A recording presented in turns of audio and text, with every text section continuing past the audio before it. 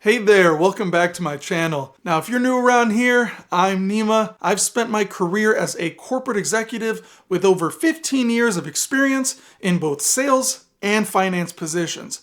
I've made many critical financial decisions throughout my life, and the goal for my videos are to break down complex financial concepts and to share my knowledge with all of you who are on your financial journeys as well. Now, whether you're just beginning or you've been on your financial adventure for quite some time, I'm here to support you. So, thanks for clicking in, and let's go ahead and jump right into today's topic, which is how I managed to save $100,000 by the age of 23. Now, I boiled down my journey into 4 different steps to make my first $100,000, and let me tell you guys, it was not easy. It took a lot of work, and by a lot of work, I literally mean a lot of work. There's a lot of people online or on YouTube who claim that you can make your money fast through Amazon FBA, drop shipping, doing online jobs, different side hustles, investing in crypto, and all that sort of stuff.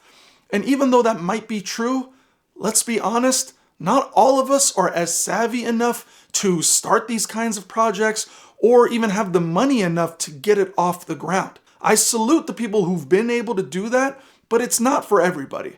And I think I'm just more used to the traditional methods of working a 9-to-5, saving money, and putting it towards something like the real estate market or the stock market. So I can tell you this, regardless of whichever route you take, making quick money isn't sustainable. And instead, if you build a real resume with corporate experience, a brand or business, or simply a platform of some sort where you have the attention of many people, that money will last you a very long time. And with that being said, I'll go through the 4 main strategies that I used to get there. Now, quickly, before we dive in, I want you to know that your first $100,000 can be looked at in many different ways. Maybe it's $100,000 debt paid off. Maybe it's $100,000 earned. Maybe it's $100,000 earned in your business. Maybe it's $100,000 invested in your 401k, IRA, or stocks. Your first $100,000 can be whatever you want it to look like. For me, my first $100,000 was a combination of both money saved and money invested. So I'm excited to break down that $100,000 for you today, and regardless of your age or your financial status, I promise you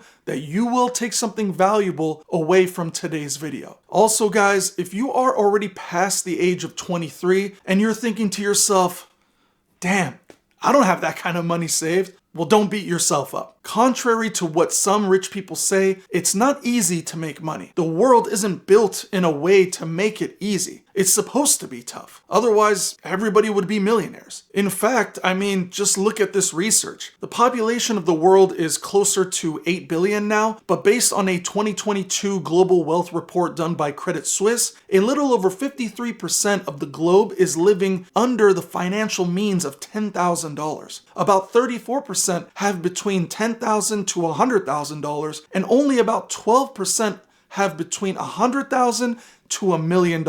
And if you are fortunate enough to have $1 million or more, then you are actually in the top 1%. Remember guys, this is the entire globe that I'm talking about here. These numbers are crazy. So again, don't beat yourself up if you are not where you want to be. There's a reason why there are so little rich people and so many middle class and poor people. You may not be able to control how you started off or where you are today, but you can control one thing, and that's your work ethic. Your work ethic will get you somewhere as long as you are consistent. So guys, even if $100,000 seems lofty and far away, if a regular guy like me could get there, then you can definitely get there too. Now let's go ahead and dive right in, and I'll give you the tips and tricks that I use so that you can basically copy that type of same route and then use it for yourself. You are clearly an ambitious and driven individual since you clicked on this video, and so I want you to use that mindset to get to where you want to be. The people who aren't thinking or looking up financial videos like you probably already are well off, or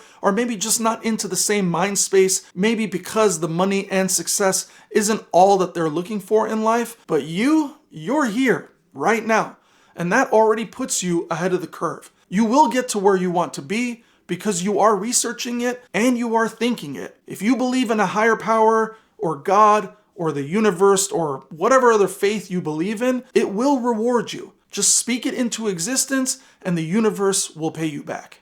Now, the first main strategy is having the right mindset. I went to the University of California, Riverside, and while at UCR, I was taking 16 units a quarter while working 2 different laboratory jobs, making between $8 to $11 an hour since my sophomore year. I was studying biology, and I figured I could work part-time and start building my resume just in case I decided not to go to medical school. Now, I got these jobs because I literally emailed about 70 professors and asked them if I could work at the lowest level position in their laboratory. I only heard back from 5 professors, and 3 of them told me that they had nothing available. One of them said that I could start cleaning the lab, and then the other said that I could interview first, but they aren't really looking for anyone right now. So I ended up taking the cleaning job in one of those labs, and fortunately, during the interview of the second lab, I was able to convince the professor that I wanted any job she could provide me so I could at least gain experience as a working professional. I told her that I would work hard so that I could add something to my resume and have her as a future reference. And to be real with you guys, she honestly probably just felt sorry for me, but it worked and she gave me a low-level research position job. Also maybe because she saw that I had drive and she figured she'd just give me a shot. So basically, on average, it came out to about $550 a week or about $2,200 a month. This is while I was working 15 hours a week between these 2 jobs and studying full time. Now, obviously, it wasn't much money, but it was something to get me by while I could save some of this money in my bank account. I was lucky because I was still living at home with my parents, and so I could save the money on rent. So from there, after paying my taxes, I was able to save about $1,500 a month net. Now, I did this every month for about 30 months in total, and after different miscellaneous expenses from my sophomore, junior, and senior years, I was able to save a total of $35,000 in net. Now keep this in mind, I was 21 years old by this point in my life. And this leads me into my second strategy, which is having a specific goal. Now this is totally critical because setting goals actually holds you accountable and gives you something to work towards. If you are just working at something aimlessly, it's still okay, but you may not get to where you want to be by the time you actually want it. So in my case, I was fresh out of university. I decided not to go to medical school because I thought that was more of my parents' goal rather than mine, and I began job hunting for positions right out of university. Now, it was difficult to find a job right out of school because all I had was laboratory experience on my resume. And so I followed the same strategy of emailing random laboratories in my area, similarly to how I emailed all those professors at my university. Now, I didn't hear back for months, and I needed money, so I reached out to my friend whose family owned a gas station, and I asked for a job. I began working there for a few months until I finally heard back from one of those labs that I applied to. They agreed to give me an interview, and I knew that I only had one shot at this because if I didn't land this job, it would be back to the gas station cleaning dirty bathrooms. So I prepared for my interview weeks in advance. I did mock interviews, just practicing different answers to potential questions that I would be asked. Ultimately, it took about a month, but I finally got the job. They started paying me $55,000 a year, and for the next 2 years, I grinded my off, still living at my parents' home, just saving as much as I could and living as frugally as possible. Now, after taxes, more miscellaneous expenses, and student debt, I was able to save $40,000 after those 2 years, and that was net. But remember, guys, by this point, I had a specific goal, and I knew I wanted to save at least $100,000 before the age of 25 so that I could stop depending on my parents while getting closer to my dreams of being financially independent. independent. Now guys, before I jump into the third strategy that I'm going to be providing you, I would really appreciate it if you would just smash the like button, provide a comment, and subscribe, as it really helps grow the channel and it allows me to continue making more videos for you guys. I personally really enjoy helping you all learn, and I believe that content should be free without charging for a course or anything like that. So please smash the like button, provide a comment, and subscribe to help the channel grow. Alright, so my third strategy was surrounding myself with the right people. You know how they say you are the sum of the 5 people that you hang out with? Well, that's exactly what I was doing without even realizing that I was doing it. Because I was working so much, I was surrounding myself with people who were older, wiser, and smarter with the way that they invested their money. One coworker of mine in particular had told me that he had recently put $50,000 down on a property in the nearby area and how he had a portfolio of 4 different rental homes. I honestly thought that was a super cool idea and a good way to earn money passively by building equity over time. This is, of course, not to mention that once the properties are actually paid off, you can earn rental income that way passively too. So that's exactly what I did. I took the $50,000 out of my $75,000 saved and I bought a house for $250,000. Now, by having a decent job, being a first-time home buyer, and putting 20% down, I was able to qualify for the loan and obtain the house. Which leads me to my fourth and final strategy. Invest young and/or as soon as possible. I can't stress enough, guys, that no matter how much you work, the money that you actually save isn't going to do much for you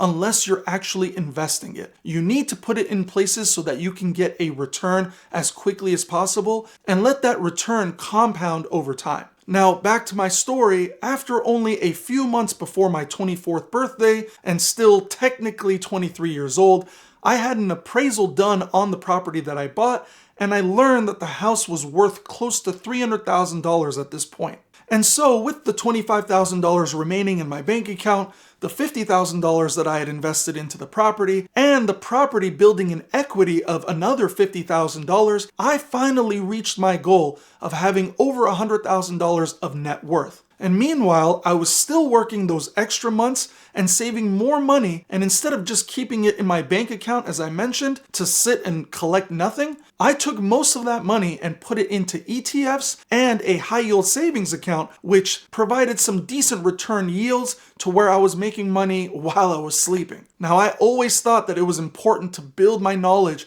of financial literacy, and so I picked up some books on investing like Rich Dad Poor Dad and The Intelligent Investor and How to Get Rich Before You're 30. In addition to that, I watched a whole bunch of YouTube videos on how to open up a brokerage account and which stocks and ETFs to invest into that would return a yield of at least 5% or more annually, and how to put your money into a high yield savings account, as that would be better than simply leaving it in my regular bank account. Now, all of these little moves were actually big moves when I look back on it now. I guess that's what they say when they say hindsight is always 20/20. Now, most people say to quit your corporate job and build your wealth by doing the thing that you love. And although that might work for some, it's not necessarily the easiest route. You should work towards the things that you are passionate about, but the key is actually in the phrase right there. You should work towards it, meaning that you might be stuck in something that you don't necessarily want to do right now,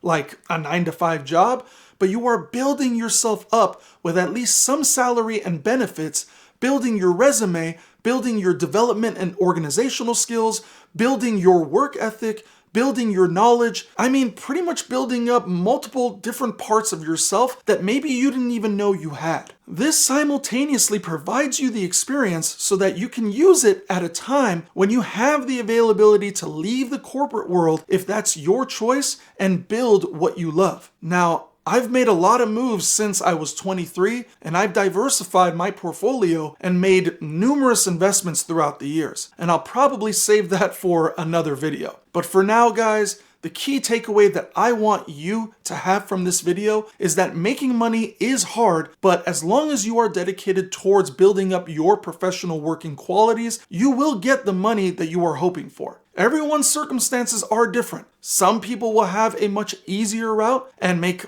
a lot of money, and some people will have a very difficult route with literally no help along the way. The only thing that you can control is your work ethic and how much effort you are putting in to your monetary growth. But yeah, that's it, guys. That's how I made my $100,000 by the age of 23. It wasn't easy, and I worked really, really hard to get it. But if you are watching this video wondering how you can do the same, then I truly do hope that this video helps you. If you've already passed this mark and made more than $100,000, then kudos to you. I hope that you continue to work hard, educating yourself, and finding different avenues to diversify your money-making portfolio. I wanted to thank you for listening, and if you could please smash the like button, comment, share it with your friends, and subscribe to the channel. It would really mean a lot to me as it'll help the channel grow. I'll see you guys in the next video.